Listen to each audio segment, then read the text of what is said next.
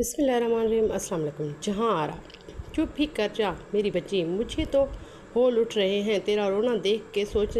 सोचने दे मुझे, ऐसा करूं कि तुझे रुलाने वाले खुद खून के आंसू रोएं। इफ़ातारा जज्बाती लहजे में बोली। आखिर को बड़ी और चहेती बेटी थी उनकी, उसके किसी भी मसले पर कैसे जज्बाती ना होती। अरे अम्मा, शौहर तो छोड़ो, औलाद भी अपनी नहीं रही। अब बड़ी भी सुबह उठ कर बैठ जाती है, पता नहीं क्या जंतर मंतर फूंकती रहती है। दिन चढ़े तक मेरा लाडला फर्मा बरदार मोइज़ कहता है, अम्मा आपकी पसंद की हुई लड़की लाकर मुझे घर के जहन्नुम नहीं बनाना। मेरे लिए तो दुल्हन दादी भी पसंद करेगी। दादी अलग से सदके वारी जाती है पोते की बातें सुनकर। अरे जिस नन ने सारी ज़िंदगी मुझे जलाया तड़पाया, आज तक चैन ना लेने दिया, वो तो उसी की बेटी को सर पर ला के बैठाएंगे, देख लेना।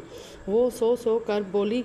इफ़ातारा को मज़ीद जोश आ गया। अरे ऐसे कैसे ले के आएगी तू? उठ ज़रा, टेलीफोन खिसकाला और मेरे तकिए के नीचे से डायरी निकाल कर पीर बाबा का नंबर मिला ज़रा। मैं देखती हूँ तेरी सास की मकारियाँ पीर बाबा के करामात के आगे। और पिछली बार तुझे जो पूड़ियाँ बना के दी थी पीर बाबा के, उन्हें दूध में घोल कर सब घर वालों को पिला देना, और वो तो पूरा किया कि नहीं अमल? वो फ़ोन रिसीवर उठाकर रुक कर जहाँ आरा से पूछने लगी। वो मुंह बनाकर रह गई। क्या था अम्मा? अमल पूरा 8 दिन किया था, 12,000 लग गए थे। आपके पीर बाबा पर असर खाक होना था।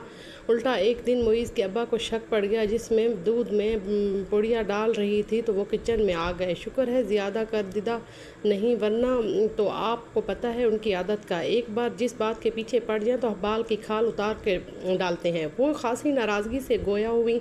आए जहारा, तुझे से या तो कोई अमल में गड़बड़ हो गई होगी या तेरा शक तुझे ले डूबा होगा। याद नहीं, पीर बाबा का कहना था कि रत्ती भर शक भी मेरे अमल को बेकार कर डालता है। जो काम भी करो, जो अमल भी करो, पूरे ईमान से करो। उन्होंने बेटी को लड़ताया और शर्मिंदगी सी नज़र आने लगी। पर कुछ असर हुआ तो मोइज़ ना पर ना उसके अब्बा पर, ना तो मेरे दिल में आई पैसे ज़ाया ही ना हो गए हों। इफ़ातारा अब पीर बाबा की गुफ्तगू फरमा रही थी। मेरी बच्ची पर रहम करो पीर बाबा, उसकी जादूगरनी जैसी सास ने सारे घर को अपनी मुट्ठी में ले लिया हुआ है, जो जुल्म के पहाड़ तोड़ती और अलग है। और इकलौते बेटे के रिश्ते का भी जिक्र किया था कि दुश्मन कहीं काम बनने ही नहीं देते। जहाँ ज़रा बात बनती है तो ऐसी ऐसी बातें करके आ जाते हैं कि जहाँ 4 जगह से मेरे बेटे को लोगों को खुद आकर इनकार कर गया। लहजे में रफ्तारी किए वो अपने मसाइल पीर बाबा को बता रही थी। 2 काले बकरे, जी जी हाजिर पीर बाबा। 25,000 रुपया, जी जी मुझे पता है। आप जैसे वली का इस दुनिया और दुनिया के पैसों से क्या लेना देना, पर मौकल तो नजराना लेंगे ना? ना जी, हम जैसे लोगों ने आप पर शक करके गुनाहगार होना है, वो अकीदत से दोहराई हुई होगी। कुछ ऐसे ही तासुर जहाँ आरा के चेहरे पर भी नमूदार हो गए। बस जी, इस बार कोई अमल, कोई वजीफ़ा करें बाबा जी, मेरी बच्ची बड़ी परेशान है। जिसने नहीं नजराने दिए वो खुद आ गए। जी जी पीर बाबा, अल्लाह आपको 1000 साल सलामत रखे। उन्होंने फ़ोन रख दिया।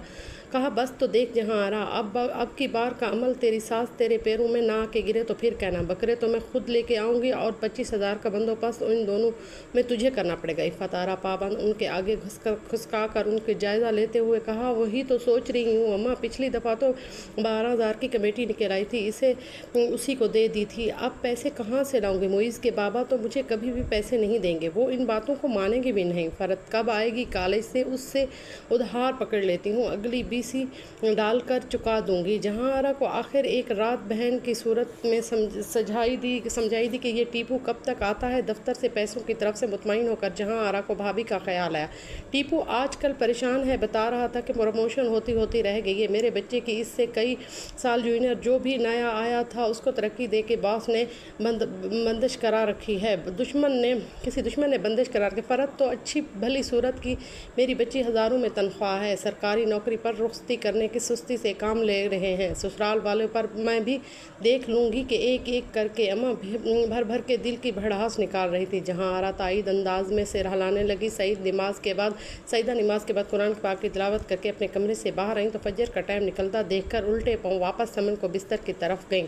उठ जाओ समन, जल्दी से, नमाज का टाइम निकला जा रहा है बेटा। उन्होंने उसकी चादर भी खींच डाली। तब समन की आंखें मलते उठी और ख़ुद जल्दी से किचन की जानिब आ पड़ी। बेटे के बंद कमरे की जानिब निभाग गई तो बस ठंडी आह भर कर रह गई। इमरान की शादी के बाद भी आज तक नाश्ता अम्मा ही देती थी। बहू बेगम दिन चढ़ के उठती थी, अपनी मर्ज़ी का नाश्ता बनाकर नोश फरमाकर सीधा अम्मा के घर सुधर जाती थी।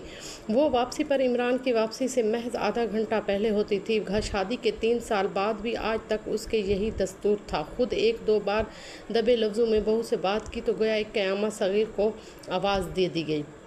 बहू बेगम ने वो ना सुनी कि ना तकी रह गई। वो तो शुक्र है समन कॉलेज गई थी, वरना आज वो अम्मी के साथ ये बदतमीज़ी बर्दाश्त ना कर पाती। बेटे से कुछ कहती तो ऐसी नज़रों से देखता तो शर्मिंदा ही हो जाती।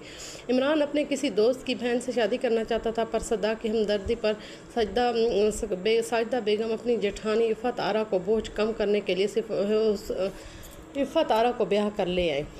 सिर्फ इफ़त आरा जब ब्याह कर आई तो पता नहीं कैसे वहम लायक हुआ कि सारे रिश्तेदार उनके पहने ओढ़ने के ख़िलाफ़ उनको देखकर खुश देखकर सब पर जादू टोने करते और अमलियात के ज़रिए उनके घर में फूट पड़वा देते और तंग दस्ती लाना चाहते थे। दिमाग में रिंगने वाले ये कीड़े अगर उस वक्त मुनासिब अंदाज में झाड़ दिए जाते तो ठीक, पर कौन करता। उनके शक की नौयत बच्चों के बाद बदल गई थी। बच्चा बीमार हुआ तो फ़लाँ ने अमल करवाया, फ़लाँ बेटी की पोजीशन नहीं तो फ़लाँ रिश्तेदार ने कुछ करवाया होगा। अपनी तरबियत का ये पहलू उन्होंने अपनी सारी औलाद में मुंतकिल कर दिया। यूँ फ़कीरों के पास हर मसले का हल ढूंढने वाले ये ख़ानदान हज़ारों रुपए इसी मसरूफ़ में झोंक आते और अल्लाह के नाम पर ना तो दिल में खौफ होता और ना देने के लिए 1 रुपया। बेटियाँ जिस घर में गईं अपनी बदफितरत और इसी फजूल शख्स की बदौलत ना तो खुद किसी ख़ानदान को अपना बना सकें और ना ही उनको हो सकें, उल्टा ससुराल वालों की ज़िंदगी अजीरन करके रखती थी। गुज़रते सालों में से इफ़त आरा बेवा भी हो गई और उनकी आदत और खसलत में कोई फ़र्क ना पड़ा। समन भी माँ की मदद को किचन में आ गई। दोनों माँ बेटी मिलकर नाश्ता बनाई थी। इमरान नाश्ता करके ऑफिस चला गया, समन भी नाश्ता करके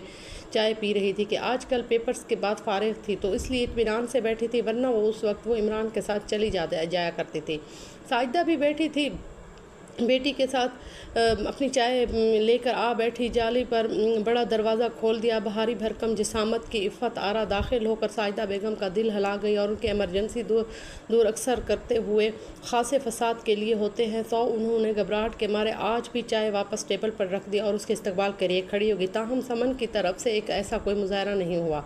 उसने सिर्फ सलाम किया जिसके जवाब देना उन्होंने गवारा नहीं किया। समन के माथे पर नागवारी से बल पड़ गए। उसकी हर आमद के बाद सरोपा वजह थी और उसके पीछे एक फजूल बहस और इख्तिताम एक जगह पर होता था। अम्मी बेचारी तो उनके तसल्ली कराने में हलकान हो जाती और बिल आखिर दम सादा कर चुप हो जाती। साजिदा बेगम, मुझे पता है मेरी जिस बच्ची को बड़े अरमानों से तुमने ब्याह कर लाई थी उसके साथ ये सलूक करोगी तो हरगिज़ उसको यहाँ ना बिहाती। हाय मेरी बदनसीब बच्ची, कैसे न कदर लोग पले बड़े हैं। समन कुछ बोलने लगी तो अम्मा की घूरी उसे चुप करा गई। भाभी बेगम, आप बैठे तो तसल्ली से बात करते हैं, क्या हो गया है? अल्लाह गवाह है कि मैंने इफ़त आरा और अपनी समन में कोई फ़र्क ही नहीं रखा। साजिदा ने उसके हाथ पकड़कर सोफ़े पर बिठाते हुए कहा। उन्होंने गुस्से से हाथ छटक दिया पर बैठे ज़रूर गई क्योंकि इतने भारी भरकम जिस्म के साथ वो कितनी देर खड़ी हो सकती थी। अरे रहने दो बीवी, अगर मेरी बच्ची को अपनी बेटी समझती तो आज उसकी औलाद हो गई होती।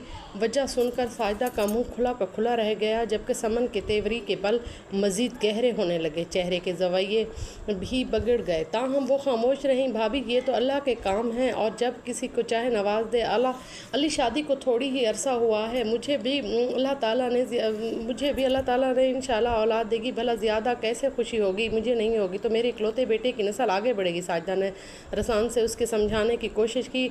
अय बीबी, बस कर अपने ये ढोंग। बाबा पीर बाबा ने ख़ुद तुम्हारा नाम लिया है। और पीर बाबा का नाम सुनकर साजिदा बेगम ने एक तवील सांस ली और वो तो अपने किसी और मसले के लिए गई थी, लगे हाथों इफ़त आरा का भी हिसाब करवा लिया। साफ कह दिया कि बीबी, जब तक तेरी बेटी की सास जिंदा है उसने तेरी बेटी के बच्चे नहीं होने देगी। ऐसा अमल करा रखा है उसने। उसको कहती हुई हूँ कि मेरे घर में ना तो कभी सुकून नामी शय का अमल दाखिल हो सकता है जब तक ये कमबख्त पीर बाबा ज़िंदा है। साजिदा बेगम की ज़बान कैसे पीर बाबा की शान में गुस्ताखी कर रही है, नामुराद जला कर भस्म कर दे। उनको पता चल गया तो इफ़त आरा बोली, समन तुम जाओ यहाँ से। साजिदा बेगम ने गुस्से से कहा, जा रही हूँ, याद रखिएगा जिस दिन उस मनहूस और बेबाक का मुझे पता चला ना उसके खिलाफ FIR दर्ज करवा दूंगी। लोगों के घरों में फसाद डलवाने के जुर्म में। पाँव पटकती अपनी ताई की आंखों में आंखें डालकर कहती चली गई। ताई कानों को हाथ लगाकर इस्तग़फ़ार कहती रही। देखिए भाभी बेगम, आपने एक नहीं कही 1000 बातें बता चुकी हूँ कि ज़िंदगी में रोनुमा होने वाली हर बात, हर अमल और हर वक्त और वाक़या मुनाजिब अल्लाह होता है। हम तो बेबस इंसान हैं। आपको किन अल्फाज में यकीन दिलाऊं कि इस तावीज़, कुंडों और अमलात वगैरह पर यकीन नहीं रखती। हाँ तो इतनी ही अगर पाक साफ़ हो तो कुरान उठा के वफ़ादारा की चमक कर बोली। साजिदा बेगम बेसाख्ता इस्तग़फ़ार किया और भाभी बेगम माफ़ कीजिएगा।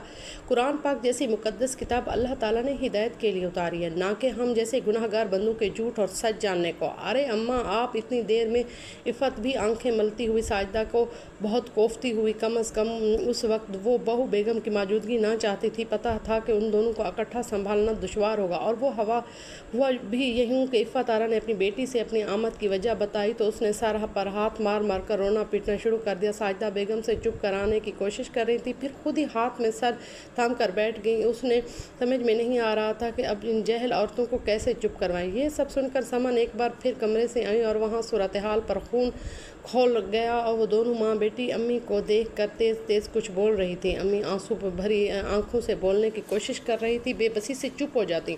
चुप मैं कहती हूँ, चुप कर जा। अगर आप लोगों के लिए, खुदा के लिए, इसने इतनी ज़ोर से कहा कि थोड़ी देर को तो वाकई वो दोनों ख़वातीनें चुप हो गईं। ताई जान, माफ़ी कीजिएगा। अगर ऐसे तमाशे के लिए ही आई हैं तो यहाँ तो प्लीज़ जहमत ना किया करें। रिश्तेदारी के नाते तो आपने भी कभी यहाँ कदम नहीं रखा, इल्ज़ामात ही लगाने आई हैं। जब भी आई हैं आपकी बेटी साहिब रोज़ अपने दर्शन आपको करा कर आती है। अल्फाज कसम में दलीलें, कोई भी चीज़ आपको मुतमईन नहीं कर सकती। अब मैं कहती हूँ कि आप जो कर सकती हैं करें, बस यहाँ आने से परहेज़ कीजिएगा वरना मुझसे बुरा कोई नहीं होगा। उठे अम्मी, आप अपने कमरे में चले गए। इफ़त आरा का तो मुँह का खुला रह गया। उसको इस कदर दो टोक दिए रवैये पर इफ़त आरा खार नज़रों से नंद को देखती रह गई। फिर चीख कर बोली कि मेरा घर ये है कि मेरी अम्मा को यहाँ आने से रोकने वाली तू कौन होती है। समन इस बार फिर बोलने लगी थी कि साजिदा ने उसका हाथ मजबूती से पकड़ लिया। हमारी कहानी को लाइक कीजिएगा, सब्सक्राइब करना बिल्कुल ना भूलिएगा और कमेंट में भी बताइएगा कि आपको हमारी वीडियो कैसी लगती हैं। शुक्रिया।